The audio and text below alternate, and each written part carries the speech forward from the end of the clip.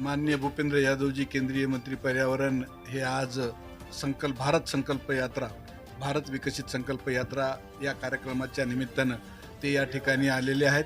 तीनच शब्दामध्ये तुम्हाला याचा अर्थ मी तुम्हाला सांगतो की पूर्वी आपण भारत कधी विकसित भारताला कधीच कुणी म्हणत नव्हतं, पण आता आजपर्यंत भारत देश हा अविकसित देश म्हणून होता, परंतु आता विकसित आणि भारत हे नावही कुणी लावित नव्हतं.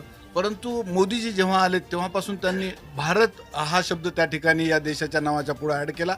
आणि त्याच्यानंतर महत्त्वाची म्हणजे संकल्प काय आहे आमचा, हा त्यांनी 2014च्या नंतर भारताला विकसित करण्याचा हा संकल्प आहे. आणि त्यासाठी आम्हाला काय काय करावं लागतं आणि मग ह्या योजना तळागाळातल्या लोकांपर्यंत गेल्यात का नाहीत, ह्या योजना त्यांच्यापर्यंत पोहोचतात का नाही, अजून काही या लोकांसाठी काय करावं लागतं, ग्रामीण भागामध्ये आपल्याला कुठल्या कुठल्या योजना अजून पुढे न्यायच्या आहेत, ह्या सगळा आढावा घेण्यासाठी माननीय भूपेंद्र यादवजी हे या ठिकाणी आलेत.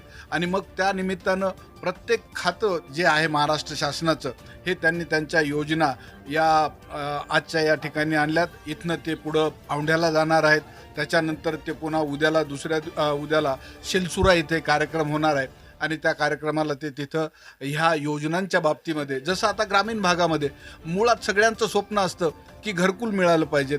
घरकुल मिळाल्याच्या नंतर त्याला असं वाटतं की आपल्या घराला रस्ता असला पाहिजे. घराला रस्ता असल्याच्या नंतर त्याला जे धान्य मिळतं मोफत, हे धान्य त्याला मिळतं का नाही, हे धान्य मिळाल्याच्या नंतर त्याला तिथं इलेक्ट्रिसिटी जाते का नाही, लाईट जाते का नाही, त्याच्यानंतर त्याला त्याच्या घराला पाणी मिळतं का नाही, हे सगळे. आणि मग ह्या सगळ्या गोष्टी झाल्याच्या नंतर त्याला रोजगार मिळतो का, त्याच्या शेतीसाठी त्याच्या काय काय अडचणी आहेत, त्याला पीक विमा मिळतो का नाही, त्याला योग्य भाव मिळतो का नाही, त्याच्या आरोग्याच्या त्या सुविधा ज्या आहेत ही एक सगळ्यात मोठी अडचण आहे, त्याच्या मुलाबाळांना शिक्षण मिळतं का नाही, हे सगळं या विकसित भारत कसा असावा ही संकल्पना घेऊन आमचा हा पक्ष भारतीय जनता पार्टी त्याच्यामध्ये उतरलेला आहे. धन्यवाद.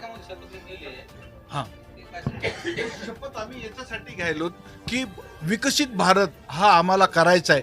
त्यासाठी एकट्या सरकारनं करून जमणार नाही, तर त्याच्यामध्ये लोकांचा सहभाग असला पाहिजे आणि हा लोकांचा सहभाग महत्त्वाचा आहे. म्हणून ही शपथ आम्ही ती लोकांना इथल्या जमलेल्या